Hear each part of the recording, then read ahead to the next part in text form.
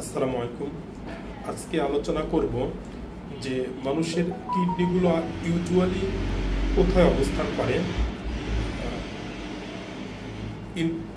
Uterine life অর্থাৎ মায়ের পেটে থাকা অবস্থায় কিডনিগুলো থাকে আইলিয়াক ফোসা, মানে এই দিকে থাকে।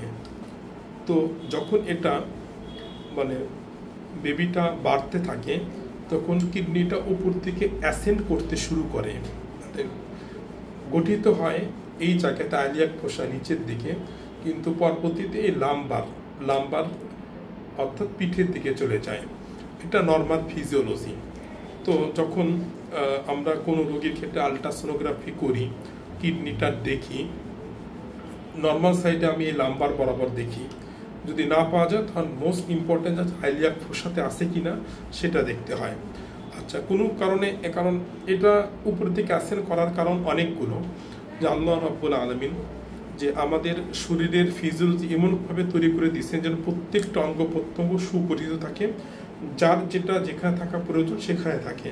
সাপোজ নাকটা যদি এদিকে হতে ভালো লাগতো, চোখটা যদি পিছনে হতে ভালো লাগতো, কখনোই না। তো কিডনি এখানে থাকলে কি সমস্যা? কিডনিটা ইউজুয়ালি দেখা যায় যে একজন অ্যাডাল্ট পার্সনের কিডনির সাইজ থাকে 10 সেন্টিমিটার, 8 to 10 সেন্টিমিটার। 10 সেন্টিমিটার বড় হলে আবার বড় বলা হয়, এটাকে হাইড্রোনেপসিস বলা হয়। অ্যাভারেজ ধরা যাক যে 7 থেকে 9 সেন্টিমিটার। তো এই ভিতরে থাকলে কিন্তু অত বড় কিডনি কিন্তু ভালোভাবে থাকতে পারবে না। এই জন্য গঠিত এখানে হলেও সে তার প্রয়োজনে আল্লাহ তাআলা তাকে উপর দিকে পাঠায় দেয় যাতে সে ভালোভাবে অবস্থানটা করতে পারে। কিডনি খুব একটা ছোট্ট অর্গান, 150 গ্রামের মতো, 2টা মিলে 300 গ্রামের কাছাকাছি।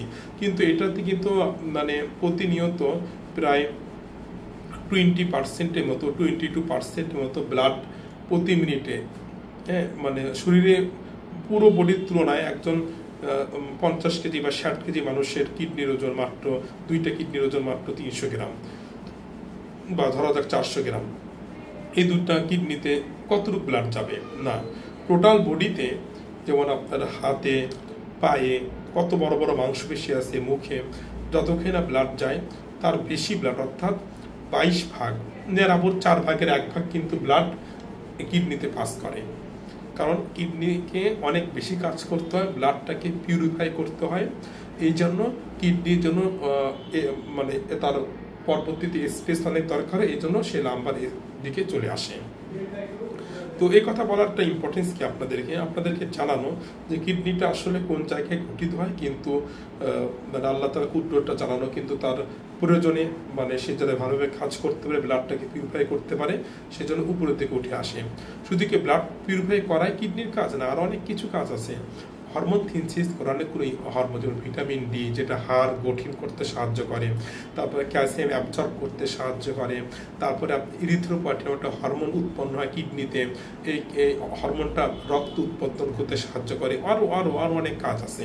তো এই জন্য অবশ্যই কিডনির যত্ন নেবেন, কারণ কিডনি নষ্ট হয়ে গেলে হাড়ও ক্ষয়প্রাপ্ত হয়, রক্ত শূন্যতা দেখা দেয়, তার সাথে nitrogenous substance, creatinine, urea, uric acid এগুলো বেড়ে যায়, ফলে অকাল মৃত্যুর কারণ হতে পারে।